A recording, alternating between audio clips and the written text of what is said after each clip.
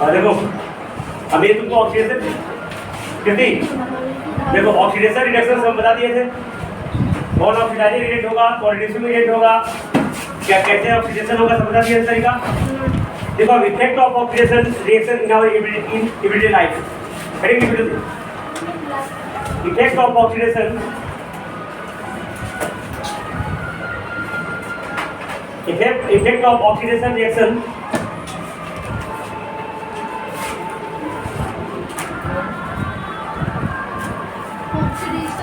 effect of oxidation reaction in our everyday life। तो मत लिखो in our everyday life। एक शब्द लिखो corrosion, CORR corrosion and effect of oxidation reaction in our everyday life। redox reaction मैं लिखा दिए हैं oxidation reduction reducing agent oxidizing agent everything लिखा दिए हैं। तुम्हारे पास लिखा हुआ है, तुम देख लेना मिला है, हमको याद है लिखा है। देखो corrosion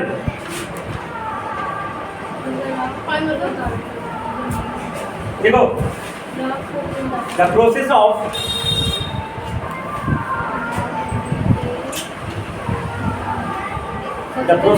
सबसे पहले corrosion corrosion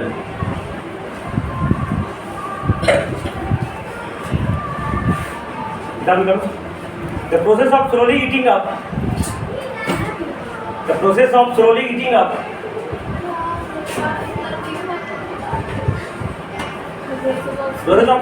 up of the metals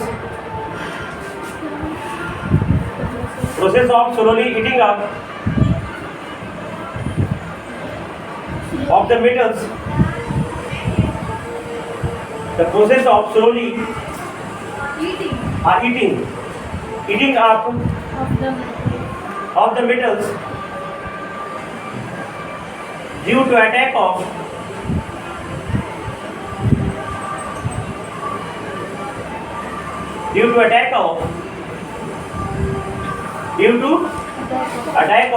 atmospheric gases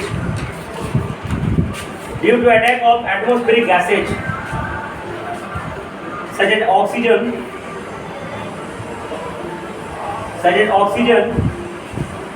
carbon dioxide,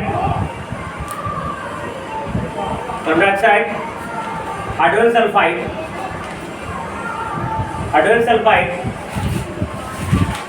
water vapor,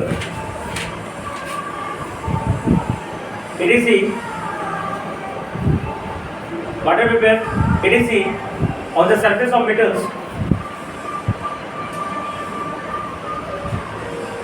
on the surface of metals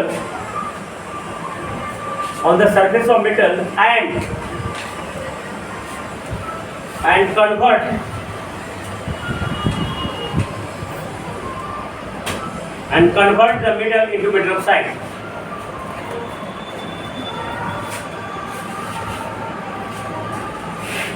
Convert the metal into metal oxide इन्होंने corrosion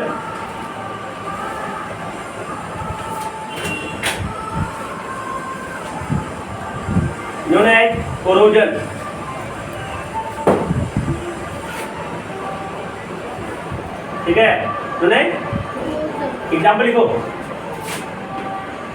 Fe plus O2 plus H2O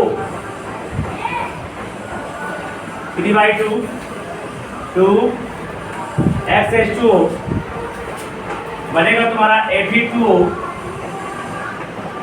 3 into XH2O। Closure हो गया।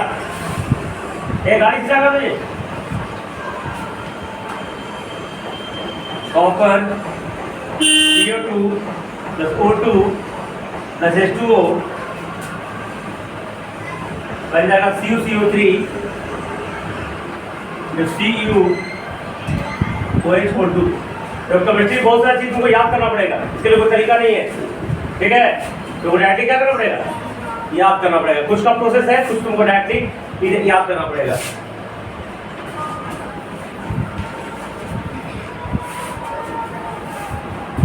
Copper हो गया, ये तीनों from moist air. Moist air समझते हो, नमी युक्त हवा, नमी युक्त जिस हवा में पानी की मात्रा हो। और मॉइस्ट एयर इसको कहते हैं basic copper carbonate. Basic copper carbonate एक ग्रीन कलर का होगा। Ag प्लस H2S बनेगा AgS, Ag2S प्लस H2। सब तो क्लोजर का एग्जाम्पल है। मॉइस्ट एयर याद रखिएगा कि हिंदी में बताते हैं तो उस दिन बताए थे, जब कोई मेटल इस एटमॉस्फेयर में देख रहे हो ना, एटमॉस्फेयर में वायुमंडल में बहुत सारा गैस है, ऑक्सीजन है, कार्बन डाइऑक्साइड गैस है, वाटर वेपर है, नोबल गैसेज है, ये सब बहुत सारे ये जो एटमॉस्फेयर में गैसेज है, इस गैसेज से मेटल क्या करता है, कंबाइन होता है अंडर द फेवरेबल कंडीशन या अंडर द स्पेशल कंडीशन। और कंडीशन होने के बाद उस मेटल पर ऑक्साइड का एक लेयर चढ़ जाता है। अगर कॉपर है तो कॉपर पे ऑक्साइड का लेयर चढ़ेगा, है ना। आयरन है तो आयरन का ऑक्साइड लेयर चढ़ेगा, ठीक है। तो इस क्रिया को क्या कहते हैं, कोरोजन कहते हैं, ठीक है, समझना है। ये सब एग्जांपल्स है, ये सब रिएक्शन करेगा। अगले को रस्टिंग, जंग लगना। जल्दी चैप्टर खत्म हो जाएगा। देखो रस्टिंग, देखो the corrosion of iron, the corrosion of iron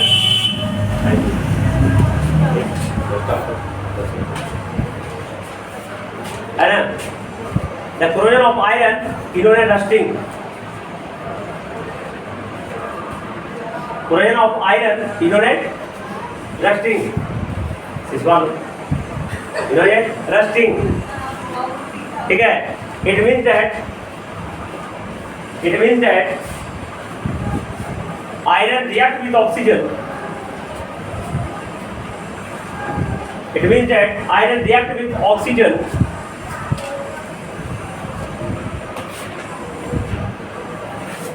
Iron react with oxygen in the presence of water vapor. In the presence of water or water vapor. In the presence of water or water vapor, and form iron oxide. Iron oxide.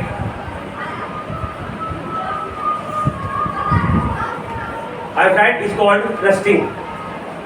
मैंने iron का जो क्लोजन होगा क्या कराएगा हूँ, rusting, ठीक है। Start में लिखो, in the case of rusting, in the case of rusting, the black greyish color of iron, in the case of rusting, the black greyish color of iron, black greyish, देख रहे हो जो शुरू में जो लोहा होता है ब्लैक ग्रेइश का कलर का होता है, black greyish of iron change into brown colour, पूरा हो जाता है।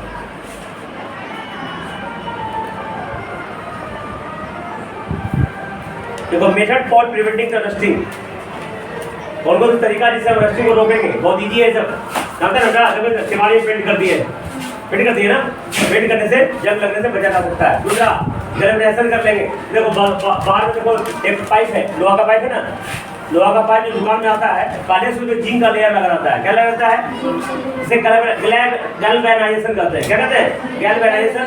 तो कोई भी अगर आयरन पर एक जिंक का लेयर चढ़ाते हैं उसे क्या कहते हैं, गैल्वेनाइजेशन। और गैल्वेनाइजेशन करके भी जंग को लगने से क्या कहता है, बजाया जाता है। साइकिल का जो रिम होता है तो क्रोमियम का लेयर चढ़ा जाता है, इससे भी जंग लगने से क्या होता है, बजाया जा सकता है। पानी में, हाँ ठीक है, बहुत सा तरीका। देखो method for preventing the rusting, team लिखेगा, खत्म कर देंगे चैप्टर ये। Method for preventing the rusting, prevent rusting. देखो बाय पेंटिंग, पहला minute by painting, by painting. दूसरा बाय ग्रीजिंग और ऑयलिंग। ग्रीजिंग समझते हो, दुकान में जाकर ना चिपचिपा सा पदार्थ रहेगा, देखो पीला कलर का, तो ग्रीज कहते हैं, ग्रीज। ऑयलिंग मैंने तेल कर लिया। जाना चाहिए। बाय ग्रीजिंग एंड वाइलिंग, हम लोग तो लौटे रहता है। बाय ग्रीजिंग एंड वाइलिंग, तीसरा bye galvanisation,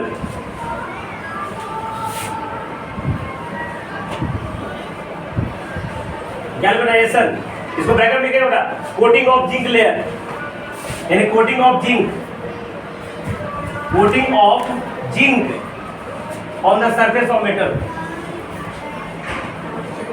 on the surface of metal फिर ग्रेविटेशन करते हैं। ठीक है, इस तरीके से हम लोहा में जंग लगने से बचा सकते हैं। ठीक है, ये तो पता ही तुमको मेटल का ऑक्साइड क्या होता है। मेटल का oxide generally basic in nature होता है। स्टार्ट में लिखना तो लिख लो, generally the oxides of metals are basic in nature.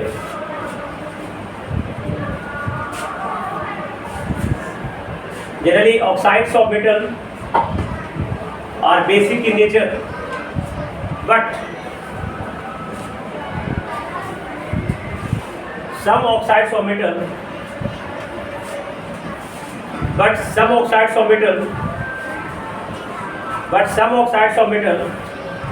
such as aluminum oxide or zinc oxide,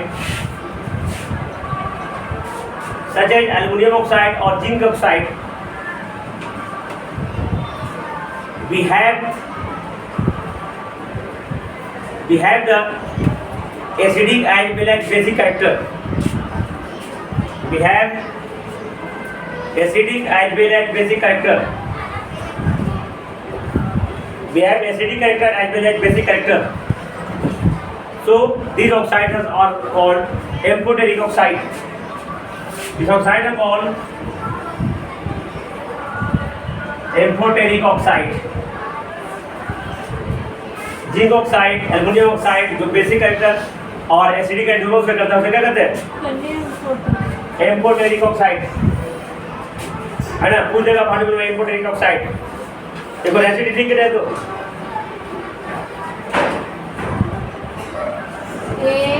AMPHOTERIC amphoteric पढ़ी बात।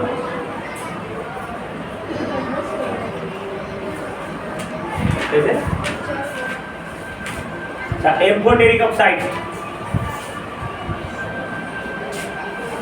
ठीक है ना। अभी रेंसिडिटी के रहे तो सुना लिया ना, रेंसिडिटी हिंदी में कुछ तो कहते हैं, याद नहीं रेंसिडिटी को हिंदी कुछ है वो ना, लेकिन हिंदी में ऐसे एक नाम है, याद नहीं है तो जाएगा। देखो the oxidation of oils and fat पूछेगा परीक्षा में, बॉडी में rancidity. The oxidation of oils और fat, the oxidation of oils और फैट, खाना में ऑयल्स रहता है, फैट्स रहता है, पता है ना। द ऑक्सीडेशन ऑफ ऑयल्स और fats in a food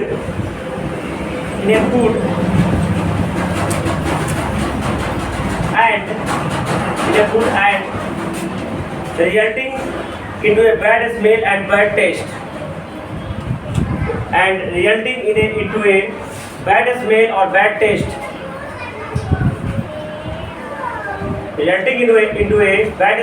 bad taste, is called rancidity.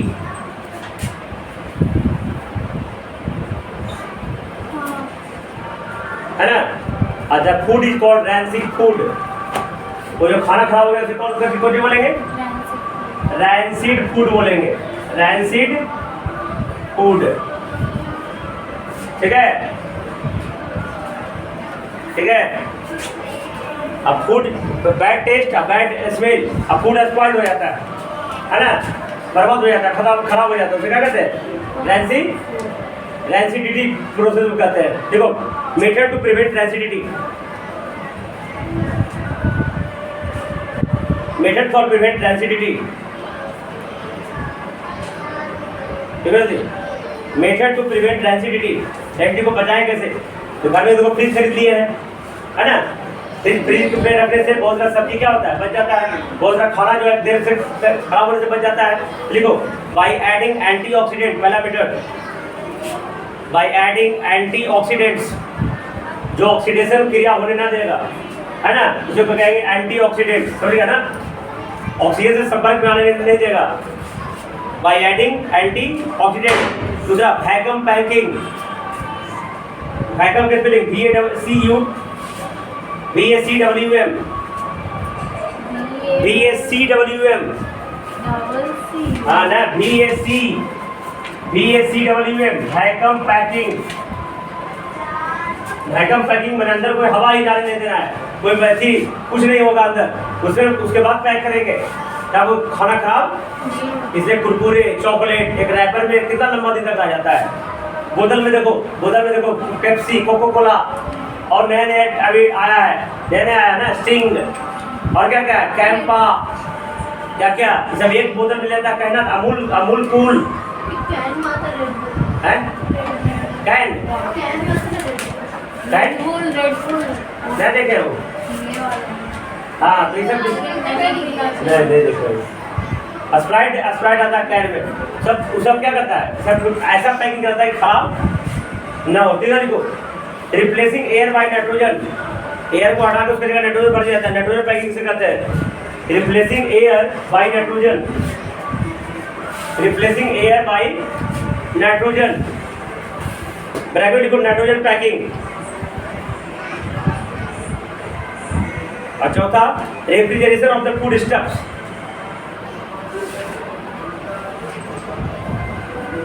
Refrigeration of the food stuffs, refrigeration करके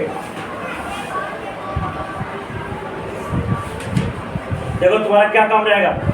देखो जितना भी है ना, ऑक्सीडेशन किसका हो रहा है, रिडक्शन किसका हो रहा है, जितना भी एग्जाम्पल से सब उतार लेगा बेटा, ठीक है। एग्जाम्पल के ऊपर हेडिंग लिखेगा ऑक्सीडेशन एंड रिडक्शन, तो देखो इधर रिएक्शन लिखेगा, यहाँ SO2 को क्या हो रहा है, SO2 से ऑक्सीजन हट रहा है, रिडक्शन हो गया। यहाँ पे H2S से H2 के साथ ऑक्सीजन टूट रहा है, अति हो रहा है, क्या होगा वो ऑक्सीडेशन, ठीक है, समझ गए ना, रिमूवल ऑफ हाइड्रोजन हो रहा है ना, इसका हो रहा है H2S का ऑक्सीडेशन, इसका हो रहा है रिडक्शन। ये पूरा एग्जाम्पल सुधार लेगा, समझ गया, कहाँ ऑक्सीजन हो रहा है, ये जितना भी ऑक्सीजन रिएक्शन का एग्जाम्पल है वो क्या करना है, उतारना है, तो दिक्कत ये सब जैसे एरो हेड है, इस तरीका से ऑक्सीजन रिएक्शन पूरा फॉलो होना चाहिए। ये देखो ये जो अब लिखा हुआ है, मैं खाली हेडिंग लिखा हूँ ना, तो तुम अपने मन से उतार लेना इसको। इसका जो पूरा एनसीईआरटी सोल्यूशन इसमें दे रहे ना, एनसीईआरटी सोल्यूशन दे रहे हैं, इसका अपना क्वेश्चन आंसर पूरा उतार लेना है इसको। एक फर्स्ट चैप्टर तुम्हारा तो हाँ तुम भी